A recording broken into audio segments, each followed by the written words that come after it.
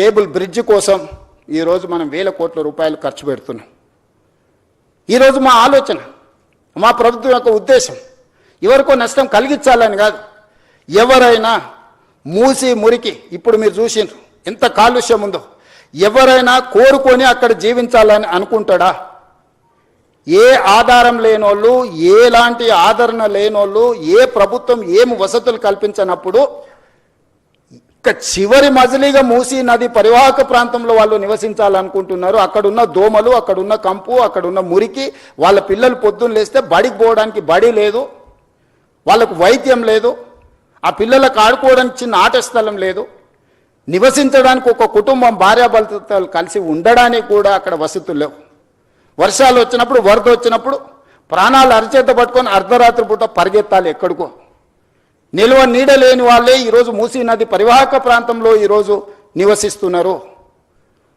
ఇవాళ మూసీ పరివాహక ప్రాంతంలో అటొక కిలోమీటర్ ఇటొక కిలోమీటర్ మొత్తం ఆక్రమించుకొని బుల్డోజర్లు తీసుకొచ్చి మొత్తం కూలగొట్టేస్తాడు రేవంత్ రెడ్డి అంటుండు.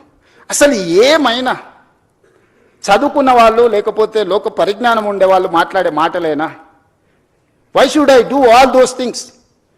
Government of India, central water commission, Jalshakti ministry, they have notified certain norms. అది నేను చేసింది కాదు, కేంద్ర ప్రభుత్వం తీసుకొచ్చిన చట్టాలు. కేంద్ర ప్రభుత్వంలో అధికారంలో ఉన్న వాళ్ళు, పార్లమెంట్ సభ్యులు ఉన్న వాళ్ళు పార్లమెంట్లో చట్టం వచ్చినప్పుడు గొప్పగా ఉందని బల్లలు జరిచి ఆ చట్టాన్ని చేస్తారు. ఆ చట్టాన్ని తెలంగాణలో ఇంప్లిమెంట్ చేస్తామంటే మేము అడ్డం పడతామంటారు. ఈ విచిత్రం, ఇలాంటి ఆలోచనలని మనమందరం నియంత్రించాల్సిన అవసరం ఉంది. మనం మాట్లాడాలి. బాగున్నది అనుకున్న వాళ్ళేం ఏమనడం లేదు, అడ్డుకోవాలనుకున్న వాళ్ళేం గట్టిగా అరుస్తున్నారు. ఈ రెండింటికున్న చిన్న తారతమ్యాన్ని ఈరోజు నదీ పరివాహక ప్రాంతాన్ని పునరుజ్జీవింపజేయడమే కాదు, నదీ పరివాహక ప్రాంతంలో ఒక సంస్కృతిని, ఒక కల్చరల్ కనెక్ట్ని, ఒక హెరిటేజ్ కనెక్ట్ని, ఒక ఎకనామిక్ జోన్ని, ఈరోజు లేక్ రిజర్వేషన్. నేను హైడ్రా తీసుకొచ్చినప్పుడు చాలామంది చాలా రకాలుగా బాధపడ్డారు, చాలా రకాలుగా శాపనార్థాలు పెట్టిండ్రు.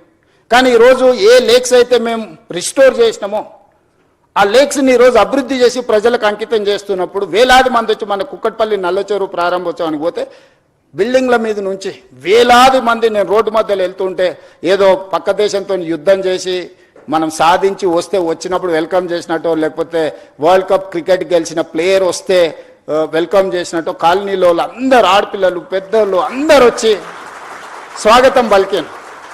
నల్లచెరువు 100% ఆక్రమణకు గురయ్యి ఒక కలుషితమైన ప్రాంతంగా చేస్తే ధైర్యంగా ఏమన్నా కానీ పర్వాలేదు, ఎవరు ఏమైనా అనుకోండి అని చెప్పి బుల్డోజ్ చేసినాం.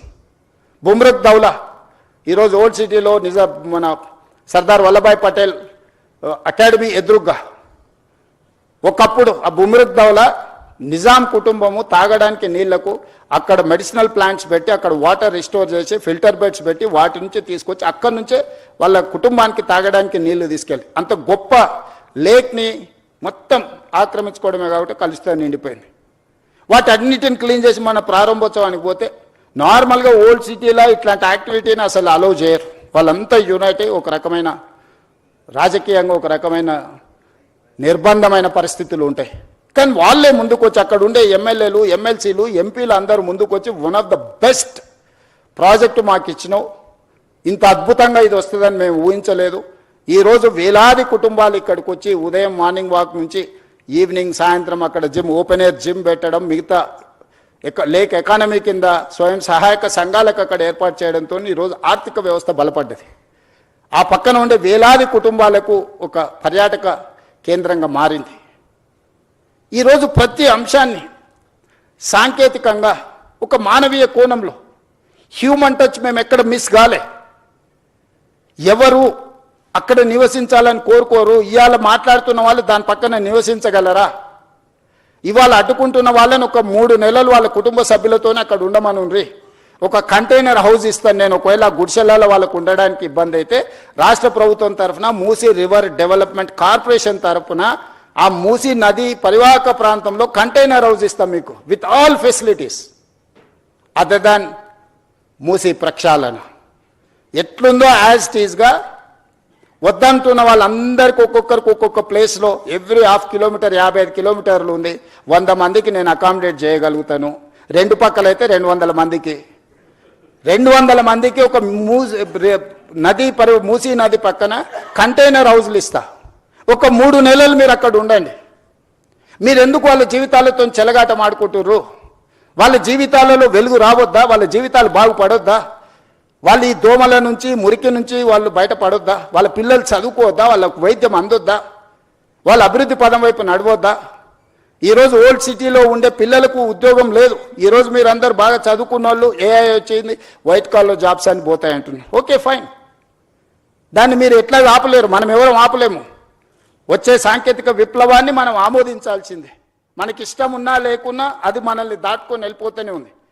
మరి వైట్ కాలర్ జాబ్స్ అన్నీ పోయినప్పుడు, ఏఐ మొత్తం ఉద్యోగ అవకాశాలను ఆక్రమించుకున్నప్పుడు బ్లూ కాలర్